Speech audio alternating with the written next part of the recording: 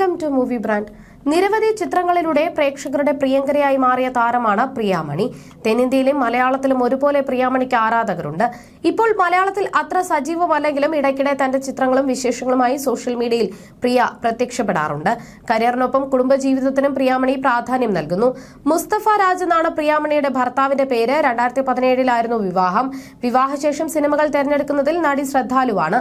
Glamorous റോളുകളോടും intimate രംഗങ്ങളോടും നടി no പറയുന്നു. തനിക്ക് ഇന്ന് ഭർത്താവും കുടുംബവും ഉള്ളതിനാൽ ഇത്തരം റോളുകൾ ചെയ്യില്ല എന്നാണ് പ്രിയാമണി പറയുന്നത്. മുസ്തഫ രാജുമായുള്ള പ്രണയത്തെക്കുറിച്ചും വിവാഹത്തെക്കുറിച്ചും സംസാരിക്കുകയാണ് പ്രിയാമണി. ഇപ്പോൾ ഒരു അഭിമുഖത്തിൽ സംസാരിക്കുകയായിരുന്നു നടി. പ്രണയം മനോഹരമായ ഇമോഷനാണ്. എല്ലാവരും ജീവിതത്തിൽ ഏതെങ്കിലും ഒരു ഘട്ടത്തിൽ കടന്നു പോകുന്ന ഇമോഷൻ. അവസാനം നിങ്ങൾ നിങ്ങളുടെ യഥാർത്ഥ പങ്കാളിയെ കണ്ടെത്തുമ്പോഴുള്ള ഫീലിംഗ് തീർത്തും വ്യത്യസ്തം തന്നെയാണ്. മുസ്തഫയെ കണ്ടപ്പോൾ എനിക്ക് അതാണ് തോന്നിയത്. ഒരു ഇവന്റിൽ വെച്ചാണ് കാണുന്നത്. ഇവന്റ് മാനേജർ ആയിരുന്നു അദ്ദേഹം മുൻപ്. ഒരു കോർപ്പറേറ്റ് ഇവന്റുകളും സിനിമാ ഇവന്റുകളും ചെയ്തിട്ടുണ്ട്. അങ്ങനെ ഒരു ഇവന്റിൽ വെച്ചാണ് കാണുന്നത്. ഞാനാണ് ആദ്യം മൂവ് നടത്തിയത്. എനിക്ക് വളരെ ഇഷ്ടമാണെന്ന് പറഞ്ഞു. ആദ്യം മുസ്തഫ ഗൗരവത്തിലെടുത്തില്ല. സിനിമാ നടിയായതിനാലായിരുന്നു അത്. എന്നാൽ ഞാൻ ഇമോഷണൽ ബ്ലാക്ക്മെയിൽ നടത്തി. അത് വിജയിച്ചെന്നും പ്രിയാമണി പുഞ്ചിരിയോടുകൂടി പറഞ്ഞു. ഇപ്പോൾ ഭർത്താവ് US-ലാണ്. അവിടെ വർക്ക് ചെയ്യുന്നു. കോവിഡ് കാരണം ഇവന്റ് മാനേജ്മെന്റിന്റെ ഷോപ്പുകൾ അടച്ചുപൂട്ടേണ്ടി വന്നു. അതിൽ നിന്നും തീർത്തും വിപരീതമായ ഓയിൽ ആൻഡ് ഗ്യാസ് മേഖലയിലാണ്. അത് നല്ല രീതിയിൽ പോകുന്നു എന്നും പ്രിയാമണി വ്യക്തമാക്കി. ഡേറ്റിംഗ് സമയത്തും വിവാഹശേഷവും ജീവിതം ഒരുപോലെയാണ്. ഏക വ്യത്യാസം ഇന്ന് ഒരു വീട്ടിലാണ് എന്നതാണ്. ഞങ്ങൾ രണ്ടുപേരും വർക്ക് ഹോളിക്കാണ്. എന്റെ പ്രൊഫഷനിലും അദ്ദേഹം ശ്രദ്ധ കൊടുക്കുന്നു. സിനിമാ കരിയറിലെ ബിസിനസ് കാര്യങ്ങൾ മുസ്തഫയാണ് നോക്കുന്നത്. എന്തെങ്കിലും ഉണ്ടെങ്കിൽ മുസ്തഫയെ വിളിക്കെന്ന് ഞാൻ പറയും. ഈ ഡൈനാമിക്കിൽ ഞാൻ വളരെ കംഫർട്ടബിൾ ആണ്. ലോങ് ഡിസ്റ്റൻസ് റിലേഷൻഷിപ്പിലായതിനാൽ എപ്പോഴും വിളിക്കാറുണ്ടെന്നും പ്രിയാമണി പറയുന്നു. എല്ലാ 10 മിനിറ്റിലും വിളിക്കും.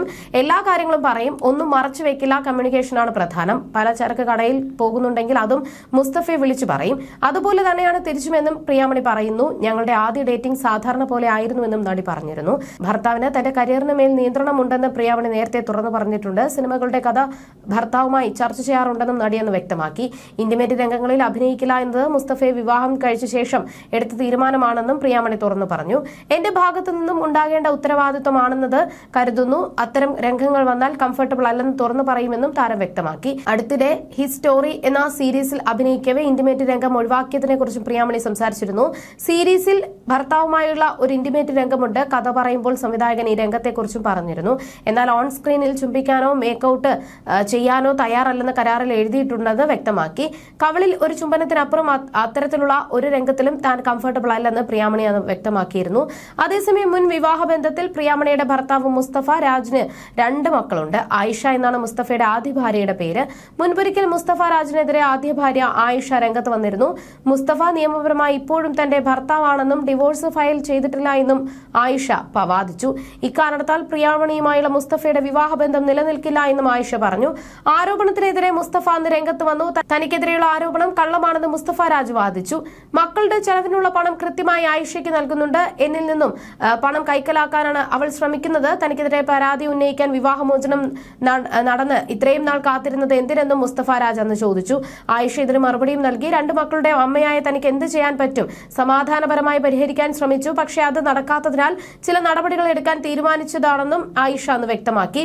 വിവാദത്തെക്കുറിച്ചും പ്രതികരിക്കാൻ അന്ന് പ്രിയാമണി തയ്യാറായില്ല. അടുത്തിടെ തന്റെ വണ്ണം കുറച്ചതിനെ കുറിച്ചും നടി പറഞ്ഞിരുന്നു. ഞാൻ വല്ലാതെ വണ്ണം വെച്ചതായി എനിക്ക് തോന്നി. അമിതമായി ഭക്ഷണം കഴിച്ചതുകൊണ്ടായിരുന്നില്ല. ഇതോടെയാണ് ഗൈനക്കോളജിസ്റ്റിനെ കാണാൻ പോയത്. ചില ടെസ്റ്റുകൾ ചെയ്യാൻ ഗൈനക്കോളജിസ്റ്റ് നിർദ്ദേശിച്ചു എന്നും പ്രിയാമണി തുറന്നു പറഞ്ഞു. യൂട്രസിൽ ടിഷ്യൂകൾ വളരുന്ന എഡിനോമയോമയായിരുന്നു അത്. 6 സെന്റിമീറ്ററോളം വളർന്നതിനാൽ അത് നീക്കം ചെയ്യണം. 6 സെന്റിമീറ്റർ വളരെ വലുതാണെന്ന് ഡോക്ടർ പറഞ്ഞു. ഒരു കീഹോൾ സർജറി ചെയ്യണം. സർജറിക്കായി എനിക്ക് വണ്ണം കുറയ്ക്കേണ്ടി വന്നു. വണ്ണം കുറച്ചാലേ ഓപ്പറേഷൻ സാധിക്കൂ എന്നതിനാൽ അതിനുവേണ്ടി മാത്രം ടാബ്ലറ്റ് തന്നു. അത് ശരീരഭാരം വല്ലാതെ കുറച്ചു. ഓപ്പറേഷൻ വിജയകരമായിരുന്നു. മുഴയുടെ 95% നീക്കി.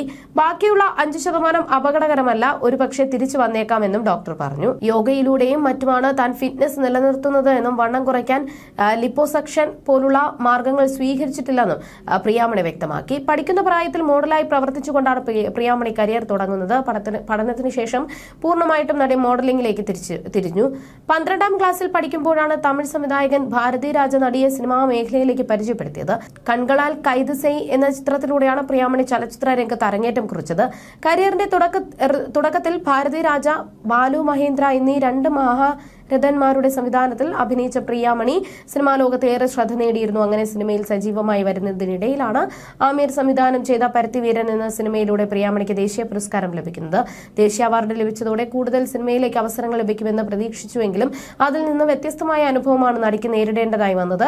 1-2 സിനിമകളിലേക്ക് മാത്രമാണ് നല്ല അവസരങ്ങൾ വന്നത്. ഈ കാലയളവിൽ തെലുങ്കിലും നടി അഭിനയിച്ചു.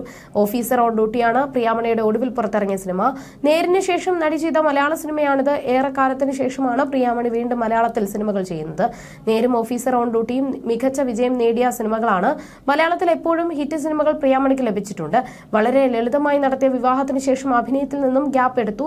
ഇപ്പോൾ വീണ്ടും സിനിമയിൽ സജീവമാകുകയാണ് പ്രിയാമണി. കൈനിറയ സിനിമകളാണ് കഴിഞ്ഞ 2 വർഷത്തിനുള്ളിൽ നടി ചെയ്തത്. മലയാളത്തിൽ മോഹൻലാലിനൊപ്പം നേരെന്ന ചിത്രത്തിൽ അഭിനയിച്ചപ്പോൾ ഷാരൂഖ് ഖാനൊപ്പം ജവാൻ എന്ന ചിത്രത്തിലൂടെ ബോളിവുഡിലും അഭിനയിച്ചു. മാത്രമല്ല തെലുങ്കിലും തമിഴിലും ഒക്കെ പ്രിയാമണി പ്രധാന കഥാപാത്രങ്ങളെ അവതരിപ്പിച്ച സിനിമകൾ കഴിഞ്ഞ വർഷങ്ങളിലായി പുറത്തിറങ്ങി. മാത്രമല്ല ഇത്രയധികം സിനിമകളിൽ അഭിനയിച്ചതിലൂടെയും മോഡലിംഗ് ചെയ്തതുമൊക്കെ ഏകദേശം 60 കോടി രൂപയുടെ ആസ്തി നടിക്കുണ്ടെന്നാണ് റിപ്പോർട്ടുകൾ. ഒരു സിനിമയ്ക്ക് 2 കോടി വരെയാണ് നടി ഇപ്പോൾ പ്രതിഫലമായി വാങ്ങുന്നത് എന്നാണ് സൂചന. ഇതിനു പുറമെ ബാംഗ്ലൂരിൽ വലിയൊരു വീടും സ്വന്തമായിട്ടുണ്ട്. ചെന്നൈ, മുംബൈ തുടങ്ങിയ സ്ഥലങ്ങളിലും വീടുകളുണ്ട്. Audi A3, Benz, GLS 350D തുടങ്ങിയ ആഡംബര കാറുകളും പ്രിയാമണിക്കുണ്ട്. 2004 പുറത്തിറങ്ങിയ സത്യം എന്ന ചിത്രത്തിലൂടെയാണ് പ്രിയാമണി മലയാളത്തിലെത്തുന്നത്. പൃഥ്വിരാജിന്റെ നായികയായിട്ടായിരുന്നു തുടക്കം. പിന്നീട് ഒറ്റ നാണയം എന്ന ചിത്രം ചെയ്തെങ്കിലും നടി കൂടുതൽ ശ്രദ്ധിക്കപ്പെട്ടത് 2008 പുറത്തിറങ്ങിയ തിരക്കഥ എന്ന ചിത്രത്തിലൂടെയാണ്. പ്രിയാമണിയുടെ എക്കാലത്തെയും ഹിറ്റ് കഥാപാത്രങ്ങളിലൊന്നാണ് തിരക്കഥയിലെ മാളവിക എന്ന കഥാപാത്രം. ഇന്നും സിനിമാ കോളങ്ങളിൽ തിരക്കഥയും മാളവിക എന്ന കഥാപാത്രവും ചർച്ചയാവുന്നുണ്ട്. 2003 മുതൽ പ്രിയ സിനിമയിൽ സജീവമാണെങ്കിലും വളരെ കുറച്ച് ചിത്രങ്ങളിൽ മാത്രമേ മലയാളത്തിൽ അഭിനയിച്ചിട്ടുള്ളൂ. എന്നാൽ തെലുങ്ക്, തമിഴ്, കന്നഡ, ഹിന്ദി ചിത്രങ്ങളിലും ബോളിവുഡ് വെബ് സീരീസുകളിലും നടി സജീവമാണ്. അടുത്തിടെ പുറത്തിറങ്ങിയ ഫാമിലി മാൻ വെബ് സീരീസിൽ ശക്തമായ കഥാപാത്രത്തെ അവതരിപ്പിച്ച് ഏറെ ശ്രദ്ധ നേടിയിരുന്നു.